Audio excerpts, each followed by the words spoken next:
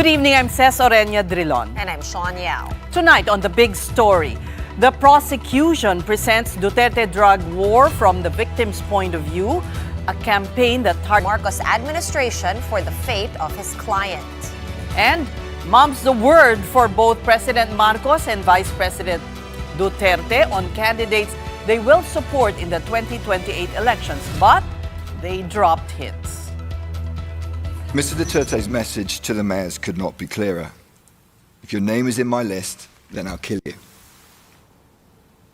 And in case anyone watching this speech has any doubt about his intentions, Mr. Duterte goes on to comment on extrajudicial killings. And as he does so, Your Honours will note the nonchalant, casual manner in which he draws his finger across his throat. Let's play the video. Wala akong ako talaga ang wala akong maipagyabang. Kaya ginadaan ko na lang sa extrajudicial killing. And in this opulent, gilded presentation room, the officials laugh along with their president while he boasts about his skills in extrajudicial killing.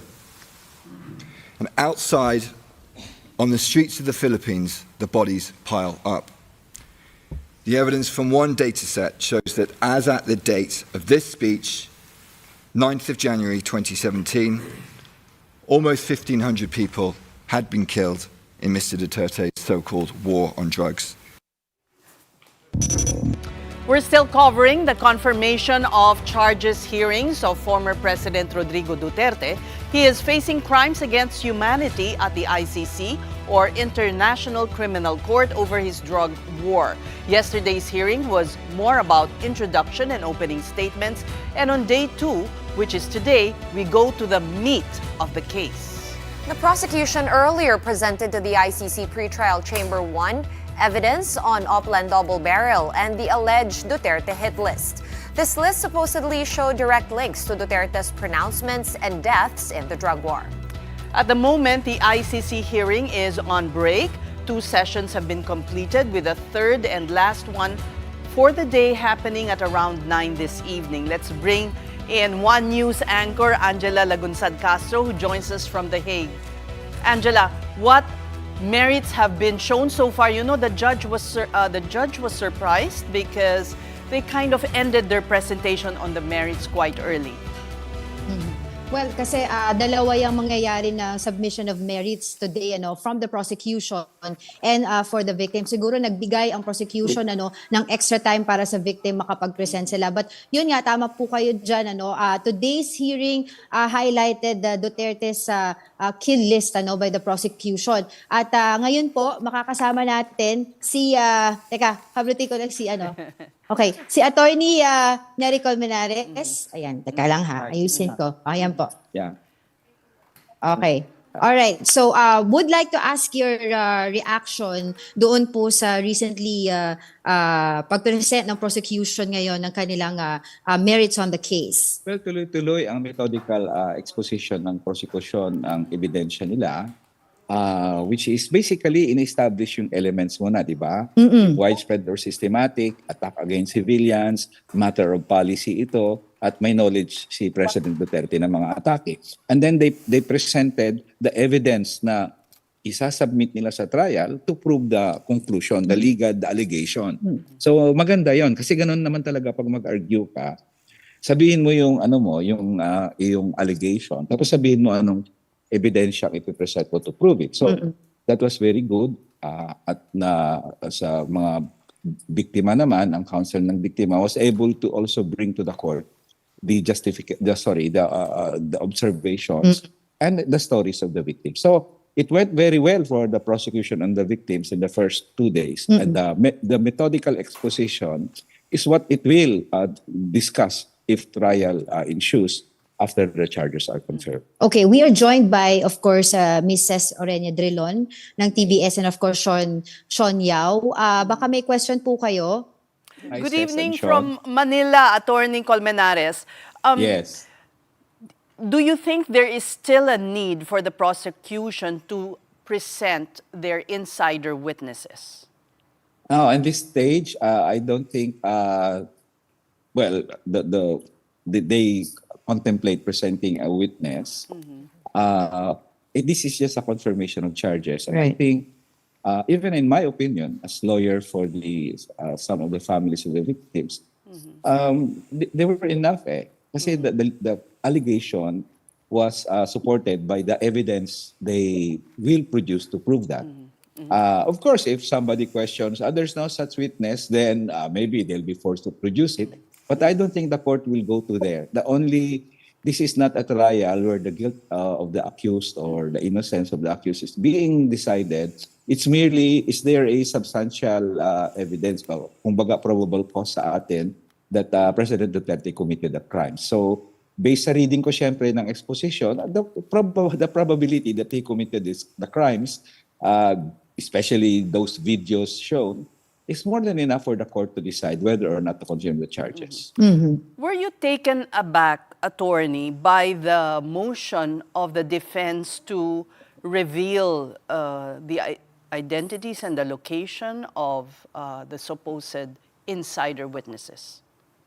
Well, yes, we were surprised because during trial, they will be presented. The security of the witnesses and whoever is going to testify cannot be compromised kasi.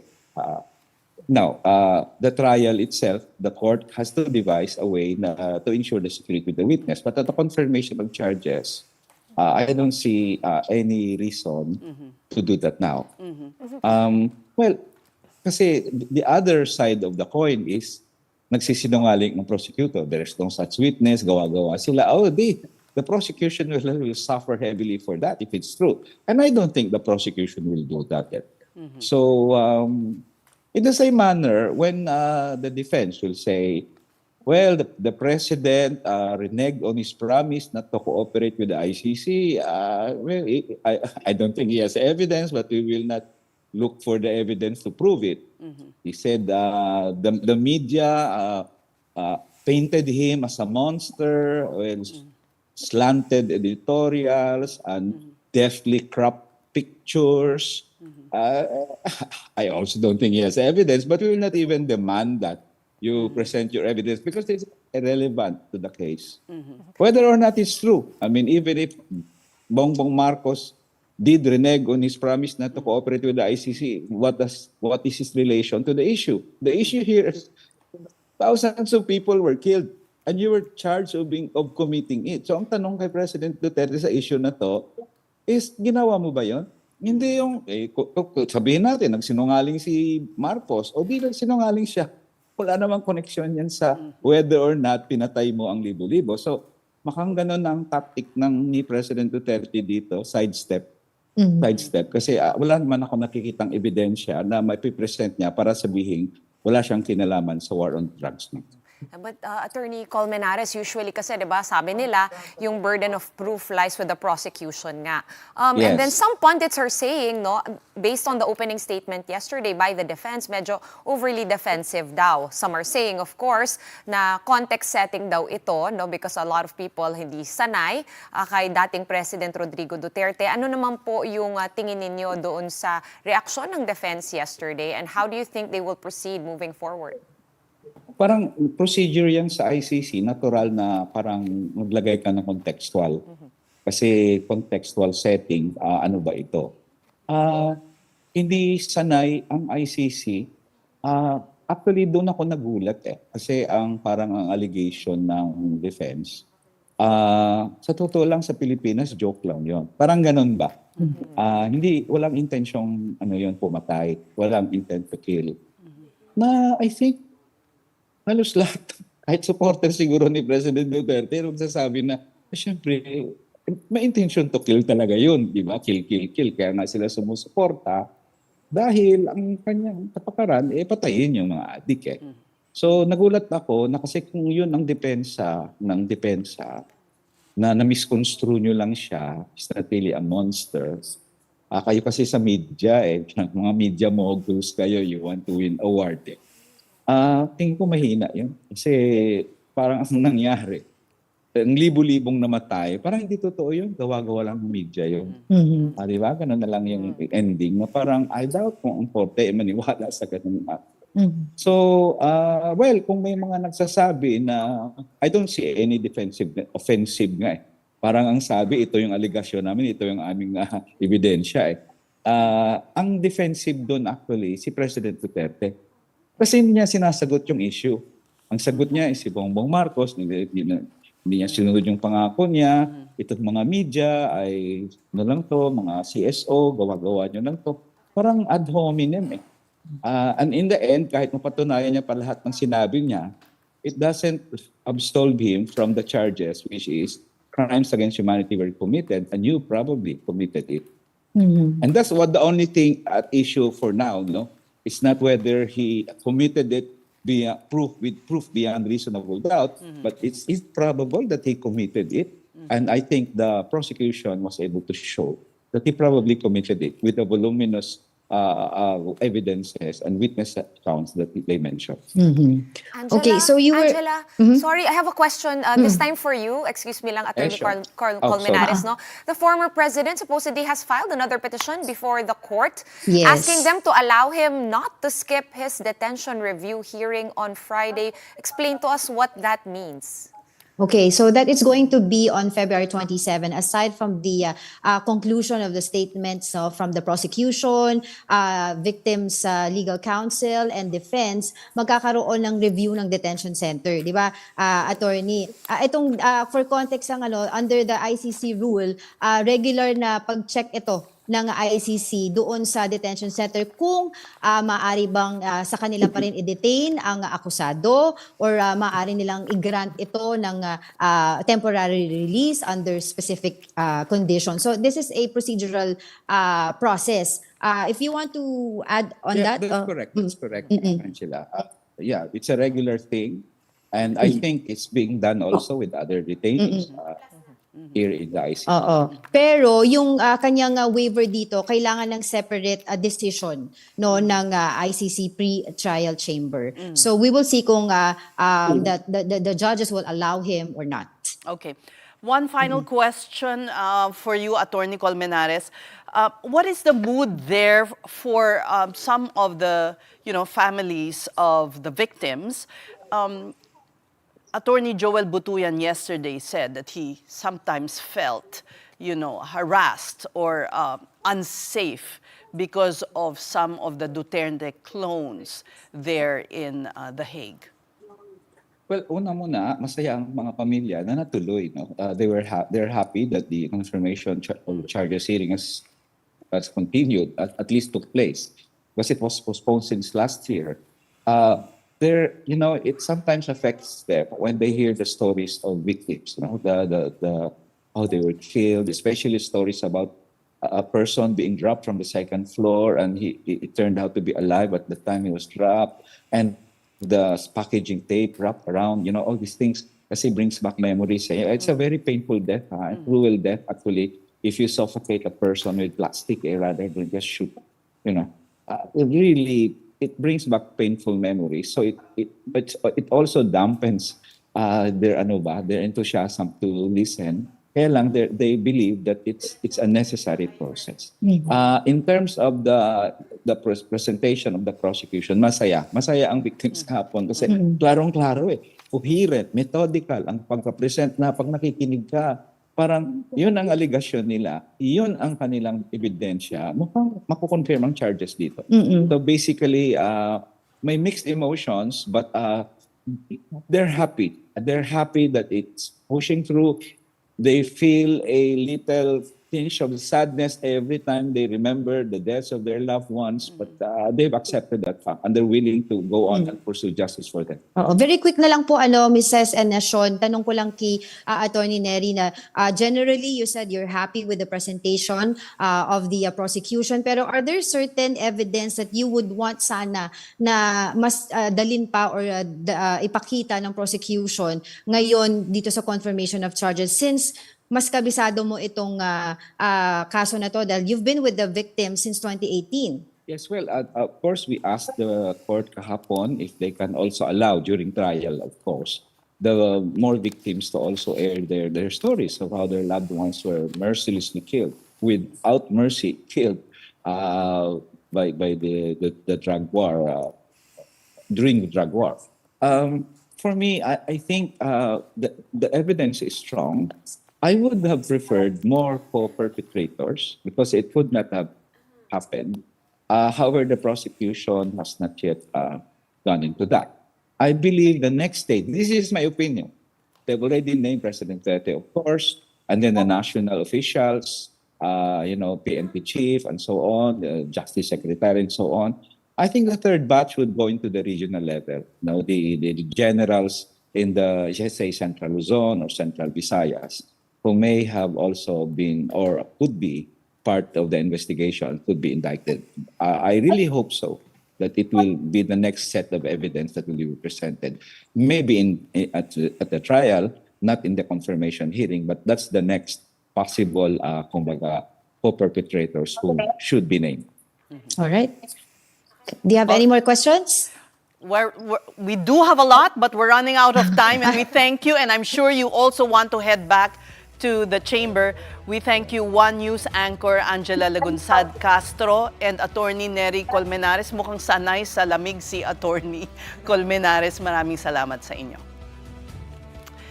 And now let's talk about the allegation that media's reporting of the drug war gave Duterte a negative global perception. And joining us tonight is veteran journalist Vergel Santos. Good evening, Vergel.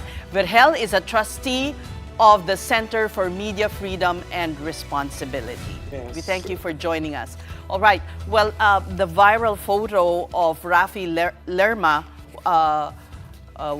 came out in the prosecutor's opening statement, and Attorney Kaufman reacted that this was, part of the scheme of media. It was too artfully taken. These were sensationalized. So what do you say about this? To me, it's the dumbest thing that you can say about the media in Duterte's time. Walang tinago si Duterte sa atin eh. Gusto nga ni Duterte pakita lahat eh. Walang tinago. And it is true to his character kasi he has been diagnosed clinically as narcissistic eh. Nagagalit lang siya pag kinikriticize mo siya, sinasabi mong mali yung ginagawa niya. Pero yun naman, if you would remember, mas marami ang tingin kong na-co-opt o kaya na-intimidate na media si Duterte. Ang unang-una, sinara yung isang pinakamalaking network sa Pilipinas. Pangalawa, kinasuhan ng kutakot-takot yung online news service na standing its ground outstandingly against him. So yung palang notice na na huwag niyong gagawin yan at if you cross me, you will be in trouble. So hindi totoo yung sinasabi na paano paniniwalaan na gawa-gawa ng media yan. Lahat yan gustong-gusto niyang lumabas eh. Kasi nga narcissistic eh. Yung, nasa karakter niya yon. Ipakita niya lahat, wag niyo lang kikriticize. So ang dinig ko kay Kaufman alam mo si Kaufman, lahat ng narinig ko kay Kaufman, narinig ko na sa linya ng mga trolls ni Duterte. Wala namang bago eh. So, pero yung pinaka nakakatawa yung sa media, marami akong sinulat tungkol diyan eh. Ang obserbasyon ko a good number of the media organization in Duterte's time either co-opted or intimidated. Actually, there was a climate of fear prevailing. Exactly. Tapos sasabihin mo ngayon sa amin tinatalo siya ng media. Takot lang nun. Ang dami-dami nga natakot ng mga panahon na yun eh. Kaya yung hindi natatakot, kakasuhan. Nung kasuhan nga, tatanggalan ng prangkisa. O kakasuhan ng kutakot. O kaya papupuntahan, tatakutin. Ganun naman lang nangyari. Paano mo sasabihin ngayon na tinalo si Duterte ng media at gumawa ng mga publication. Siya gumagawa ng mga publications eh. Napakahirap paniwalaan yata. Verhel, in hindsight, no, what was your assessment of how the media reported on drug war stories, specifically yung mga reportage? Of course, looking back, meron ka bang bagong insights about how we did it, what we could have done better? Were we really remiss in anything? Yes, I think so. I think the media appeared to me largely either co-opted or intimidated. Mapanood ko lang yung press conference. Ay, hindi nakakatawa sabihin ni Duterte, tawa ng tawa yung media eh.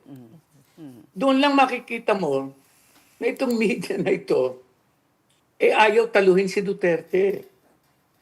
So, kulang talaga yung reporting. Alam mo, kulang doon sa reporting as in a number of cases. Hindi lang doon sa drug war, konteksto eh.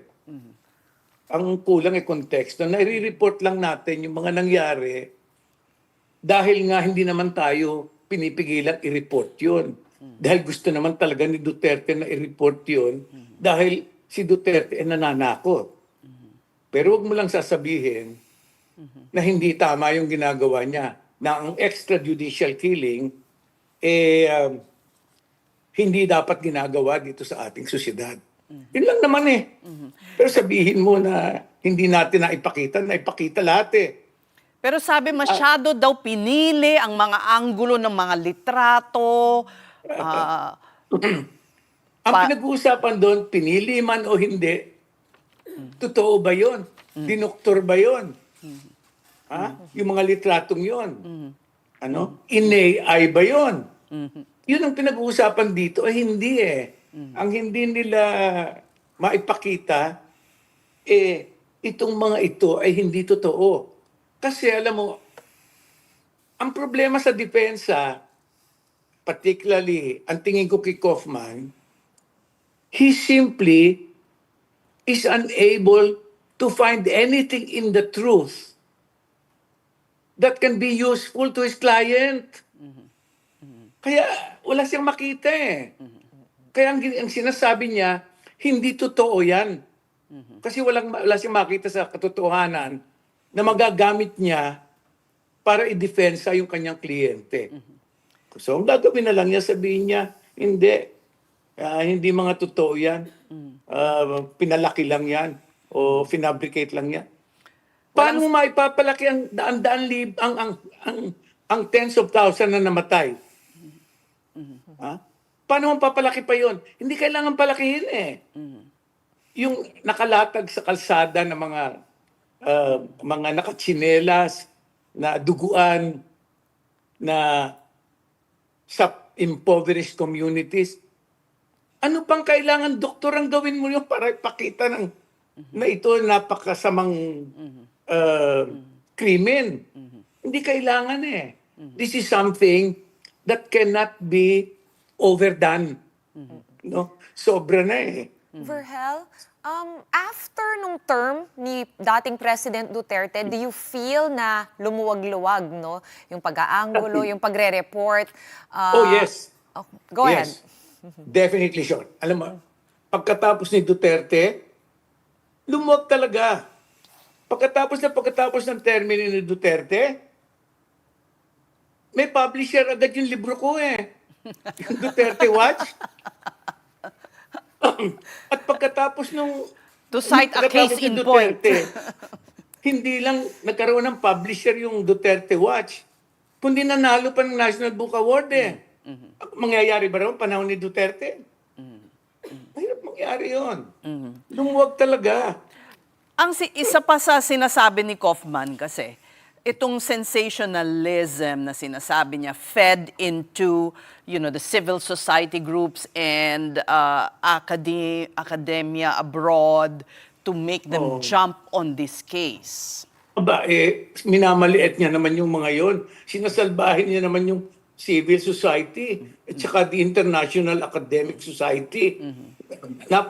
Napakahinat, napakabobo ba naman yung mga yon para madala sa ano sa mga dinoktor na mga istorya Oho. at mga retrato, di naman siguro.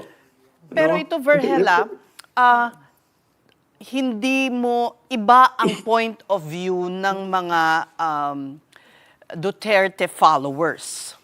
Ba, teka, kailangan pagkatinignan natin yung point of view ng mga Duterte followers. Dapat maintindihan natin kung ano ang frame of mind, ang mental state ng Duterte followers. Di ba? Kailangan maintindihan na. Ang anong klase yan?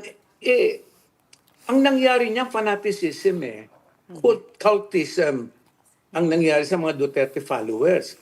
At makikita mo yan na na-encourage yung ganyang mga pananaw, a sick perspective actually, by trolls. Remember that Duterte had the biggest troll farm in this country. Maraming pera no? At talaga namang, marami ako nakakausap Ang sinasabi nila, ang bayaran sa simple trolling napakalalaki. Talo tayong mga mamamahayag na wala tayo dyan. No? Kaya, kailangan ipakita natin yung mindset ng mga yun. Ang mindset ng mga yun, tamang-tama rin kay Duterte. Ang hinahanap ng mga yun, kamukha ni Duterte. Kamukha nga sinabi ko, sa press conference ni Duterte, kahit hindi nakakatawa, ang joke ni Duterte, tawanan yung audience At hindi lang sa media, kahit na anong audience na harapin ni Duterte. Ganun ang reaksyon. Palakpakan, tawanan. Hindi ba sick? It is extremely sick. Na sabihin sa'yo, pinapatay niya, na ang policy niya summary execution, nagpapalakpakan, nagtatawanan tayo. Doon sa isang pinapanood ko dito sa pinakitang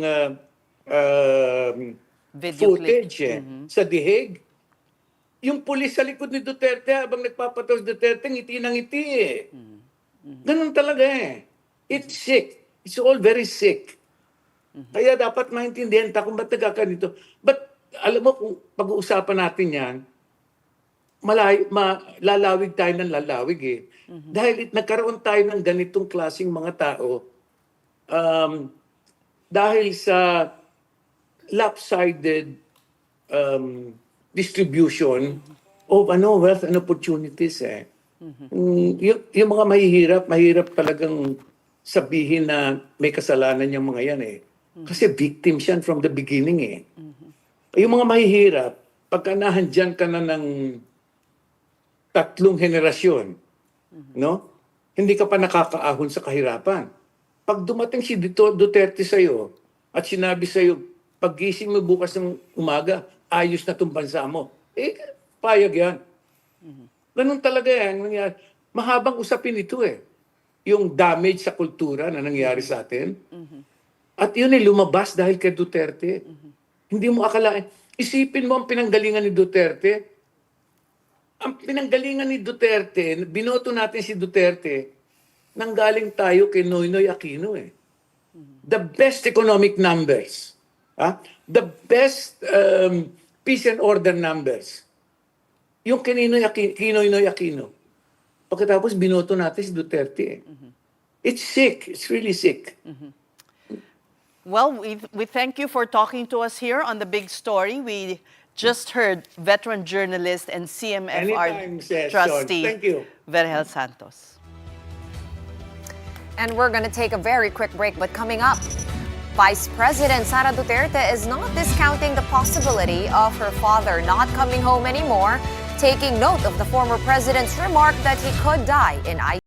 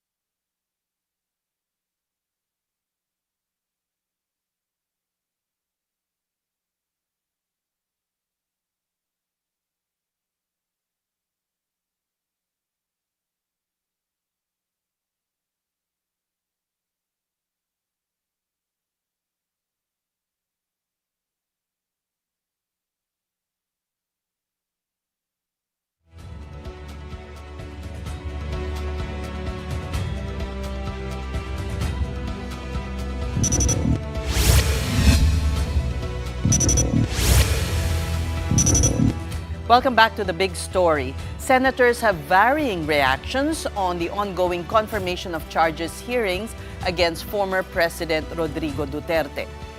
Senator Robin Padilla vowed to start following the proceedings after learning that another ally, Senator Bongo, was mentioned. Padilla had questioned the jurisdiction of the ICC over the Duterte drug war. Go says he will focus on work for now, despite being tagged as Digong's co-perpetrator. For her part, Senator Risa Ontiveros believes it's time that the Philippines rejoins the International Tribunal. Sa ngayon, medyo para sa akin, inihiring tayo sa ibang bansa. My goodness. Kaya hindi ko nanonood kasi masakit para sa akin na tayo, mga Pilipino, tinatrial sa ibang bansa. Well, simula pa lang ito, yung ang confirmation hearings, 4 days.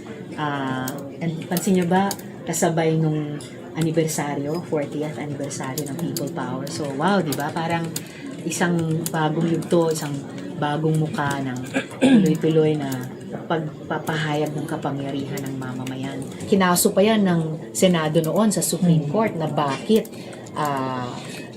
umalis sa ICC at sa Rome Statute nang walang concurrence ng Senado bilang treaty-making body. We should rejoin the International Criminal Court bilang isang international institution na mas nagbibigay ng kahit konting handholds and footholds sa mga bansa natin at sa buong mundo sa panahon ngayon. Yung ano yung sinabi ko noon, ganun pa. Antayin na lang natin matapos yung information. Unahan muna tayo. Unahin muna natin. Vice President Sara Duterte is no longer expecting her father's return to the Philippines. In her visit to Iligan earlier, Sara said even former President Rodrigo Duterte is resigned to his fate, that he might die while in ICC detention. The VP is no longer following the ICC hearings but hopes to visit Digong after they are over. Her father also knows about her presidential plan in 2028, but the VP is still mum about her potential running mate. Hindi na namin tinitingnan yung chances of coming home eh. In fact, hindi na namin pinag-uusapan yun, sir. Kung makikita nyo doon sa statement niya sa court, ay sinasabi niya sa court na natanggap ko na posibleng dito ako mamatay. For now, VP Sara says she's thankful to Attorney Nicholas Kaufman and the entire defense team. She also offered advice to Senators Bongo and Bato de la Rosa, who have been designated by the ICC as co-perpetrators in the Duterte drug war case. Ang magandang depensa nila at paghahanda nila ay kumuha sila ng mga abogado nila na merong alam sa batas ng sa Rome Statute, sa ICC at sa international law para mabigyan sila ng maayos na advice.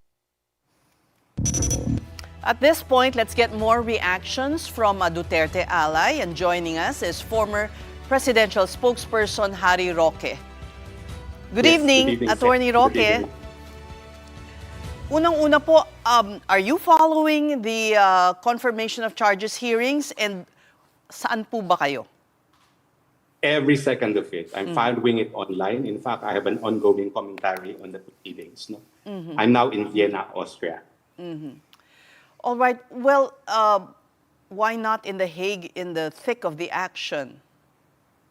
Because under the Dublin rules, it was decided that it is the country that issued my visa that should process my asylum. And that country is Austria. And, nakapagtataka na biglang in-schedule itong confirmation of hearing samantalang meron pang nakabimbin na apela sa appeals chamber dun sa issue ng jurisdiction. I would have hoped that the trial chamber will give due respect to the appeals chamber and await the decision on jurisdiction, because if the court decides that there's no jurisdiction, the whole proceedings, this confirmation of charges, would be a waste of time in the first place. Anyway, I'm not in The Hague because the decision to hear this case on the date it was set conflicted with many appointments that I had, including a meeting with DDS Isug chapter in Munich yesterday. No? And meanwhile, I also have house guests staying with me whom I cannot abandon. But I intend to go to The Hague probably during the birthday of Tatay Tigo. Attorney, I caught your interview with our sister program Storycon wherein you told them that your passport hasn't actually been cancelled. Can you confirm that? Yes, I can confirm that according to Austrian authorities, my passport hasn't been cancelled. And it's because I have a pending motion for reconsideration with the RTC that issued the order to cancel my passport. Now let's go to the confirmation of charges hearing. What do you make of how Attorney Kaufman opened their case yesterday? Well, I thought it was a brilliant opening statement. No, I think it was good for Attorney Kaufman to have portrayed who Rody Duterte really is. He is dedicated to the rule of law, and he has dedicated his whole life as a lawyer, as a prosecutor, as a mayor, and as president, of course, to law enforcement. No? That, of course, runs contrary to the public perception that Digong is a killer. No? And, of course, it was important for Kaufman to emphasize that this case will be decided on the basis of evidence, not on the basis of political beliefs or political expediency. And what the prosecution has to prove at this stage is that there is substantial evidence to prove crimes against humanity, and that is a widespread or systematic attack against a civilian population, knowing it is being directed against a civilian population. And so far, what I have heard from the prosecution's summation of their evidence falls short of the required standard of substantial evidence. No? They may be able to prove killings, they may be able to prove ordering, but what is the most important element in the crime of crimes against humanity is the mens rea of intent to target a civilian population because they are a civilian population. No? In the words of my house guest, the vlogger Maharlika, kinakailangan patunayan nila na ginurguri itong mga di umano mga biktima dahil sila ay mga inosenteng civilian. And I don't think anyone at this point has offered any evidence to prove that, which is the most important element in a crime against humanity. What about using his very own words against him? The prosecution's presentation was peppered with, excerpts of his speeches, even showed a video of him watching a killing. Well, that's true. It will have some evidentiary value. However, in a criminal proceeding, and even for purposes of confirmation of charges, they have to prove substantial evidence that all this language proves that he targeted civilians because they're innocent civilians. Now, none of the statements that they have attributed to President Duterte, even if we were to admit that they were in fact made by President Duterte, will show that he targeted innocent civilians because he knew they were innocent civilians. He targeted them because perhaps he thought they were involved in criminal activities, which does not mean that they targeted him or he targeted anyone because of being innocent civilians. And that, again, I emphasize, is what makes a conviction for crimes against humanity very, very difficult. In fact, if I would allow me to share, when the Philippine IHL law was new, and because I was one of the major advocates for congressional enactment of that law, I asked many fiscals whom I was training if they were going to use crimes against humanity, and they said no, because that makes our task even more difficult to prove mens rea or mental intent of targeting civilians because they were civilians. If they could prosecute on the basis of murder, they would prosecute on the basis of murder because they just have to prove that there was intentional killing. Isn't that enough, though, Attorney Roque, that the fact that it's a national policy, which is what the prosecution is trying to prove, kumbaga, nobody had to die by his hand per se, literally, but because it was a policy that he set forth? Well, the fact that it should either be widespread or systematic is another element of the crime against humanity, independent of targeting civilians, knowing that they were targeting civilians. No? But you see, what they presented today, just this morning, as constituting the policy was Operation Tokhang or Operation Double Barrel. Now, one thing that the defense, of course, will present during their turn of summation of evidence is that Operation Tokhang, Operation Double Barrel, was sustained as far as its constitutionality is concerned, by the Philippine Supreme Court.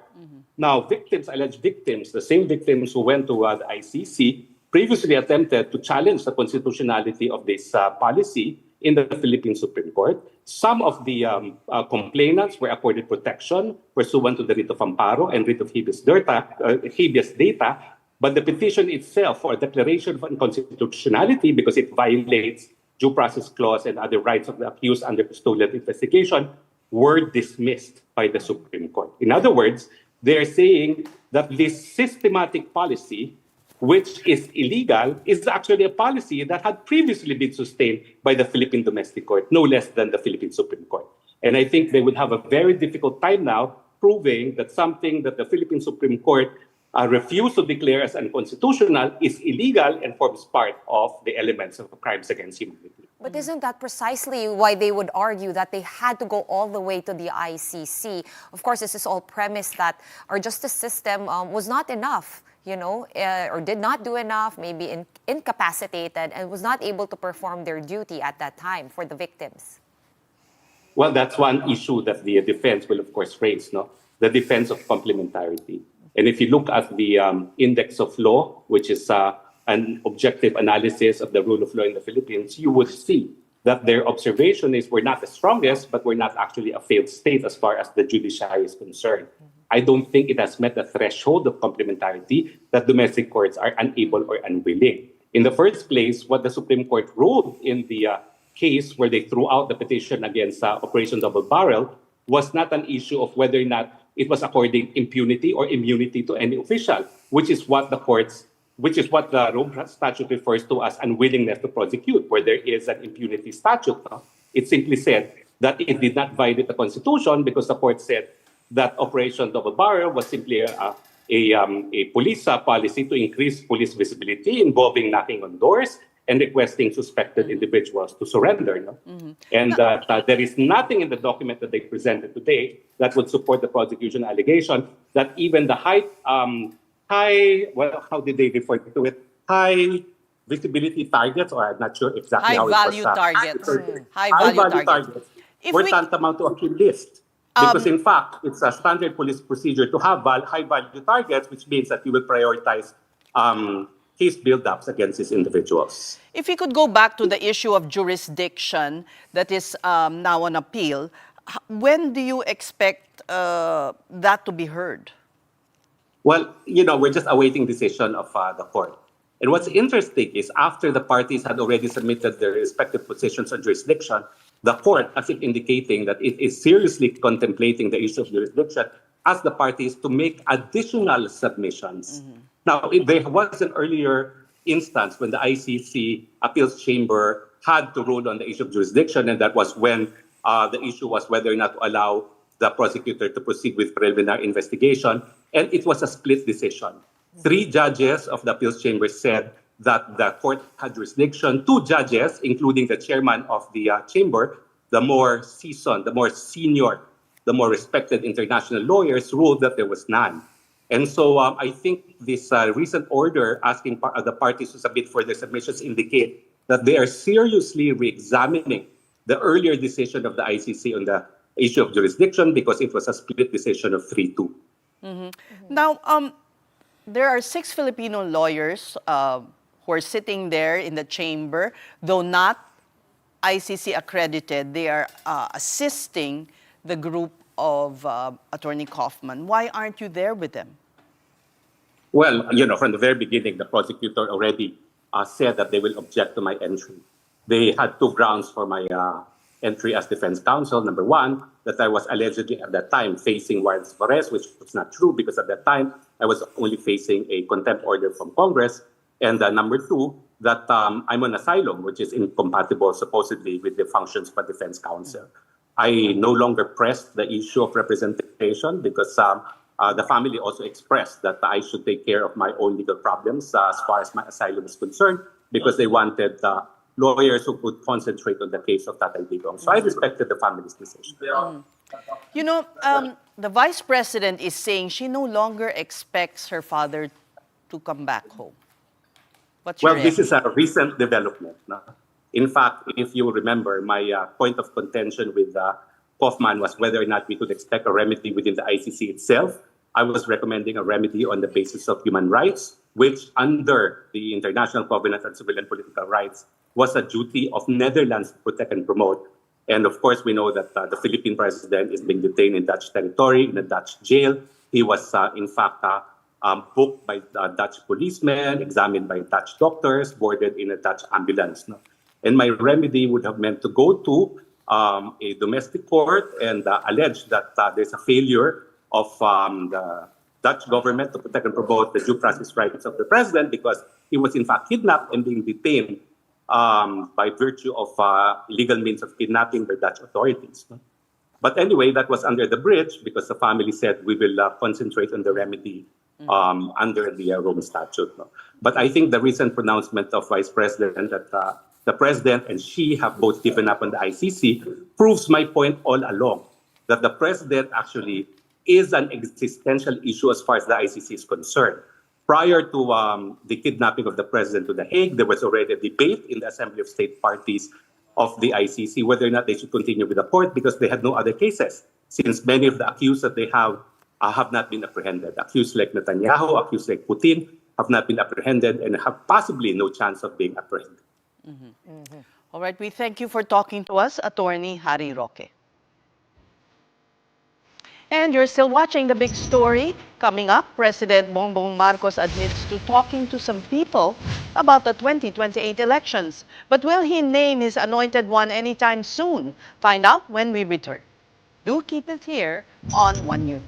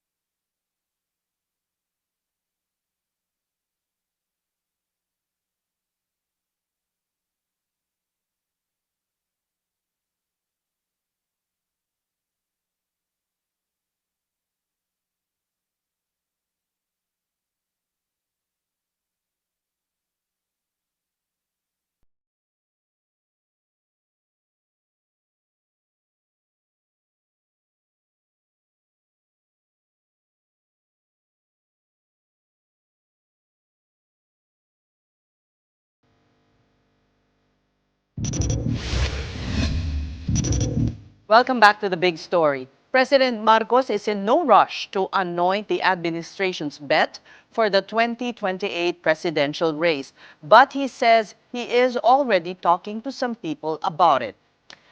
In a fireside chat this afternoon at the ASEAN Editors and Economic Opinion Leaders Forum, Mr. Marcos was asked who he thinks should continue his economic policies. Last week, his estranged Vice President Sara Duterte announced she was running for president in 2028.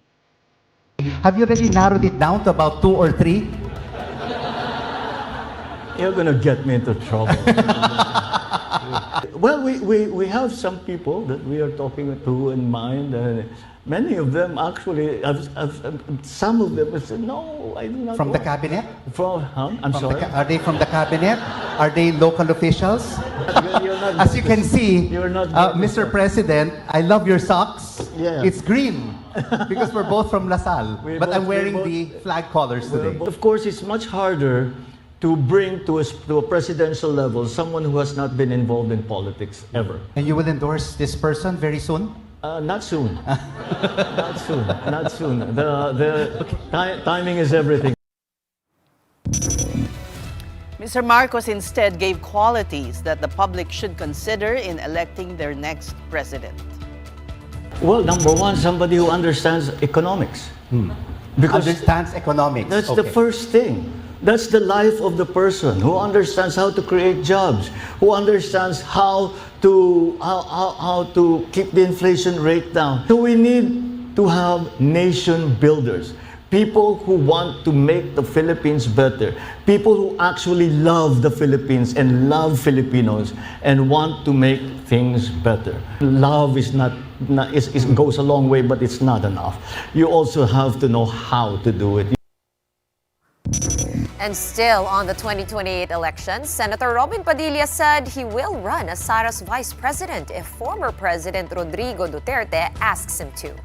Entertainment editor Von Belenario asked Padilla's daughter Kylie about the senator's plans, and here's how the actress answered. Reaction mo lang, may tatakbo daw si Sen. Robin Padilla if sasabihan ni Duterte for vice president. Your thoughts lang as the daughter. Aalis na ako ng Pilipinas. Why naman? I have no reaction, but aalis na ako ng Pilipinas. Grabe naman. Are you supporting his political Aalis career? na po ako ng Pilipinas. Yun lang po ang comment. Hindi, wala lang. Ano lang naman. I trust in my father's judgment. Meantime, here are the other stories we followed today, both connected to the International Criminal Court or the ICC. First, a social weather station survey about Senator Bato de la Rosa. Filipinos were asked in November if the former Duterte top cop should be held accountable for the drug war killings. 53% said yes, 21% said no, and 20% were undecided. A smaller majority, however, agreed when asked if De La Rosa should be detained if an ICC arrest warrant is issued against him. 44% said yes, while 34% said no, and 19% were unsure. De La Rosa has been absent from the Senate since November due to an alleged threat of an ICC arrest. Meantime, former Senator Sonny Trillanes will sue attorney Levito Baligod and several others. They accused him of taking money from former Congressman Zaldico to fund the ICC's investigation into Duterte and his allies. Baligod was lawyer to pork barrel scam whistleblower Ben Hurluy. Baligod and his allies claimed even President Marcos benefited from the payoffs. On our sister program Storycon, called the lawyers claim a blatant lie, or Trillanes called the lawyers claim a blatant lie and a violation of the Rome Statute that can get him into legal trouble. Yang galawan na yan ay meant to discredit the ICC in light of the ongoing confirmation of charges hearing.